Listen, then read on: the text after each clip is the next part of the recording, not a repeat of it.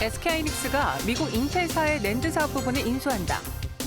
10조 3천억 원에 달하는 빅딜 성사로 반도체 시장 판도에 어떤 영향을 미칠지 귀추가 주목되고 있는데 SK하이닉스의 이번 인수가 주가 도약의 발판이 될지 투자 전망을 진단해본다.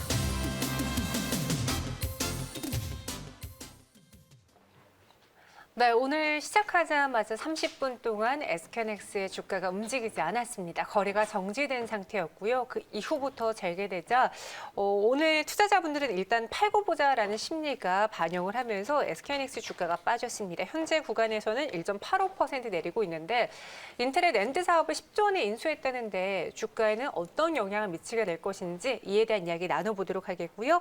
그리고 저희가 잠시 후에 또 한규수 매니저와 함께하는 시간에 여러분들의 궁금증 해결해 드릴 겁니다. 한큐영과 함께하는 그 시간 무엇이 궁금한지 종목 그리고 테마에 대한 궁금증 저희 채팅방에 올려주시면 저희가 접수해서 자세하게 다뤄드리도록 할게요. 그럼 잠시 후에 또 한규수 매니저 만나보겠고요. 지금은 메리증권 이건희 차장과 함께 SK하이닉스에 대해서 다뤄보겠습니다. 어서 오세요. 네, 안녕하세요. 네, 안녕하세요. 갑자기 나온 소식입니다. 낸드 사업 분야에서 새로운 투자보다 인텔 인수, 10조 원의 인수를 결정을 했는데 어때요? 더 나은 베팅일까요? 아니면 어떤 영향을 미칠까요? 일단 뭐 오늘 뭐 갑론을박이 많아서 네. 확 올랐다가 또 확 빠졌다가 지금 그런 모습을 보이고 있는데 아직은 좀 시장 흐름을 보면 뭐 마이너스 1%대에서 왔다 갔다 하는 걸 보면 그냥 그렇게 좀 지켜보겠다라는 의미가 좀 강한 것 같은데 일단 낸드 부분 점유율이 지금 현재 뭐 한 작년 말 연말 기준으로 봤을 때 하이닉스가 한동안 뭐 3위까지도 갔었는데 한 5위까지 지금 떨어져 있는 상태고요. 네. 지금 이제 바짝 뭐 한 3위 업체로 되어 있던 이제 2위까지 올라와 있던 회사가 옛날 도시바 반도체 일본 회사라고 보시면 되는데 이번에 이제 그 인텔의 그 낸드 사업 분야가 인텔에서 이제 인텔이 낸드 사업을 글로벌로는 한 4위 정도 하고 있었고 그다음에 아슬아슬하게 뒤쫓아가던 게 이제 뭐 하이닉스가 이제 5위를 하고 있었는데 4, 5위가 서로 이제 같이 합쳐졌다라고 보시면 될 것 같고요. 그러면 결국에는 글로벌 2위 업체로 지금 한 번에 도약을 하는 거라고 보시면 되는데 네. 점유율로만 따지면 한 20% 정도까지 올라옵니다. 물론 이제 1등은 단연 뭐 삼성전자가 되어 있는데 신규 투자보다는 훨씬 유리할 거로 좀 보고 있고요. 이걸 만약에 기술까지 같이 가져오는 거고 뭐 이 공장도 증설 안 해도 되고 네. 뭐 여러 가지 이제 기존에 이제 업체를 인수한다는 거는 파일을 키우지 않고 어떻게 보면 그 안에서 포지션을 늘리는 거기 때문에 가격적으로 낸데 뭐 영향을 주는 것도 아니고 신규 증설이라든지 이런 것들을 하게 되면 오히려 좀 가격이 떨어지거나 이런 네. 일이 생길 수 있기 때문에 저는 이제 긍정적으로 보고 있습니다. 그러니까 시장 파일을 더 키우지 않은 상황에서 점유율만 확대하는 것이다라고 평가를 해주셨는데 말씀하신 것처럼 이 소식을 호재로 받아들여야 될지 악재로 받아들여야 될지 갑론을박이 나타나는 가운데 오늘 주가도 요동쳤습니다. 시작하자마자 4% 넘게 올랐다가 2% 넘게 빠지다가 그랬는데요. 인텔사 쪽의 매각 이유는 무엇인지 지금 이 주가 흐름을 이건희 차장님은 어떻게 판단하셨어요? 인텔은 오히려 지금 이걸 매각하고 나서 인텔이 올라간다 네. 그러는데 이건 당연한 거죠. 왜냐하면 약간 혹됐다고 생각하나요? 그 혹이라고 볼 수도 있는 인텔 입장에서 혹이라고 볼 수 있는데 네. 뭐 SK 하이닉스 입장에서는 자기 주력 사업이기 때문에 그 어떻게 보면 메모리, 그러니까 디램 사업 분야에 이은 뭐 낸드 사업은 뭐 두 가지가 이제 주력 사업이다 보니까 SK 하이닉스 입장에서는 뭐 이것들을 좀 더 가져올 수 있어서 파일을 키울 수 있어서 더 좋은 경쟁력을 뭐 갖추는 거고. 인텔은 오히려 이제 CPU 중심의 사업을 주로 이어가겠다. 지금 많이 이제 추격자들이 많죠. 뭐 AMD라든지 여러 가지 추격자들이 있기 때문에 그런 부분들을 좀 해소하기 위해서 뭐 기존 사업에 주력한다라고 보시면 될 것 같고 좀 부수 사업으로 여겼던 랜드 사업 분야를 좀 정리하면서 오히려 현금을 확보하고 그거를 좀 경쟁력 있는 본인들이 잘할 수 있는 거에 좀 집중하겠다라고 보시면 될 것 같고요. 네. 제가 생각할 때는 윈윈이라고 보고 있고요. 대부분 반도체 전문가들 입장에서는 하이닉스랑 인텔이 둘 다 서로 좋은 딜을 했다라고 보고 있습니다. 물론 이제 가격을 뭐 10조 3천억이 과연 이제 적정가냐, 뭐 아니면 너무 비싸게 산 거냐 이런 논란은 있을지 모르겠지만 중장기적으로는 서로에게 도움이 되는 그런 거래였다라고 보고 있습니다. 디램과 낸드를 모두 지은 SK하이닉스라고 평가를 할 수 있겠는데 앞으로 그럼 SK하이닉스의 주가에 가장 큰 영향을 미치게 되는 건 이 메모리 반도체 가격인지 디램가를 봐야 되는 곳인지 투자 전망, 전략을 한번 세워주세요.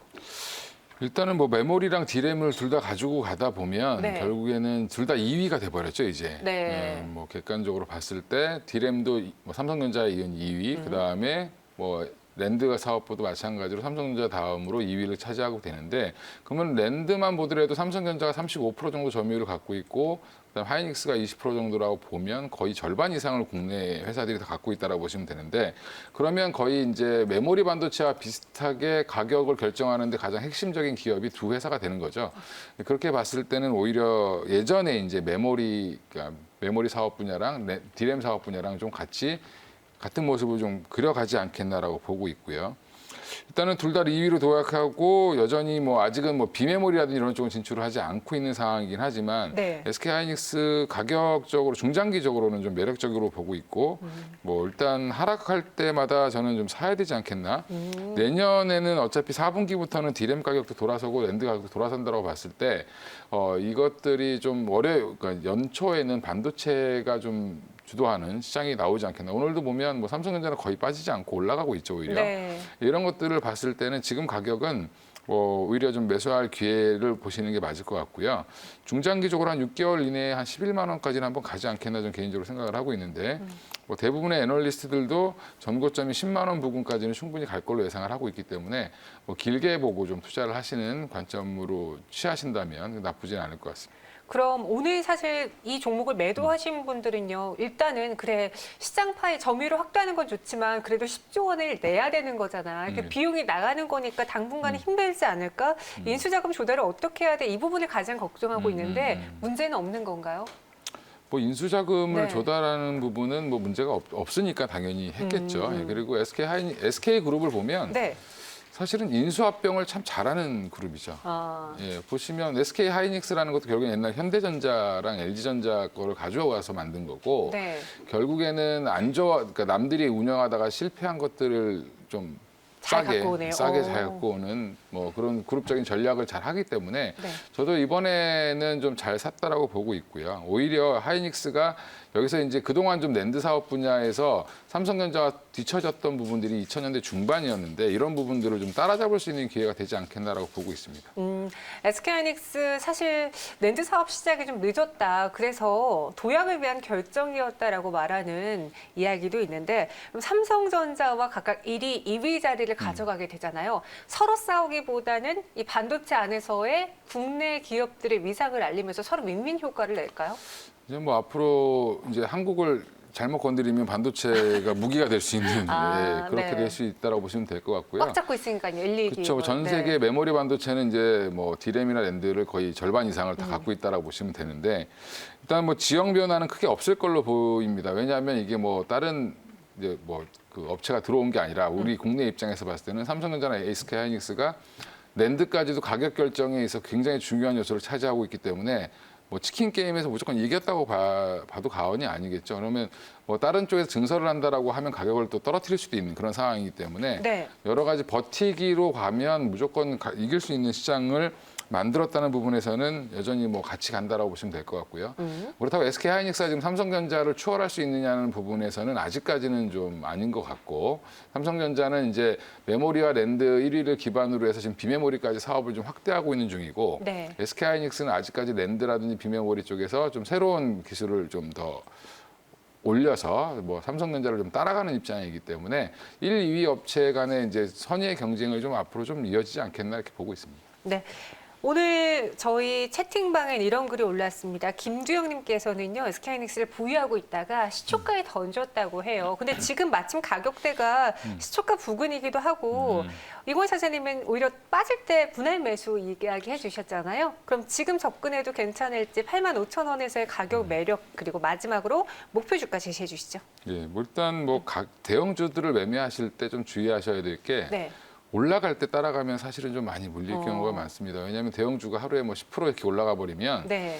뭐 시총이 엄청나게 올라가는 거죠. 예, 그런 것들을 감안했을 때는 오히려 이제 좀 마이너스가 날 때 좀 사셨다가 오히려 지금 양봉을 크게 내거나 뭐 추세적인 상승이 좀 꺾일 때 매도하시는 게 맞는데 최근에도 보면 이제 연초에 SK 하이닉스가 올해 좋아질 거다 반도체가 그러면서 2월 달에 10만 원을 돌파하는 모습이 나왔다가 오히려 이제 코로나 이후에 좀 많이 빠졌죠. 맞아요. 예, 주봉을 좀 잘 열어놓고 있는데 그러면 다시 이제 결국에는 대부분의 종목들이 연초 가격까지 회귀하는 모습들이 대부분 나왔는데 아직까지 하이닉스 못 나오고 있는 상황이고 뭐 삼성전자는 어느 정도까지 올라와 있는 상황입니다. 그러면 제가 뭐 중장기로 보든 아니면 올해 연내에 뭐 한 9만 5천 원대 회복은 충분히 가능할 걸로 보고요.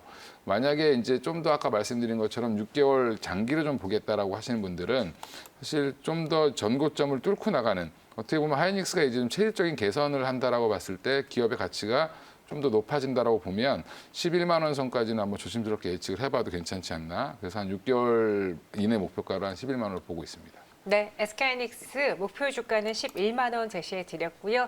오늘의 소식 잘 분석해 봤을 때 SK하이닉스에게는 호재로 향후 작용할 것이다. 매수해보자 이야기해 주셨어요. 지금까지 이건희 사장과 함께했습니다. 고맙습니다. 예, 감사합니다.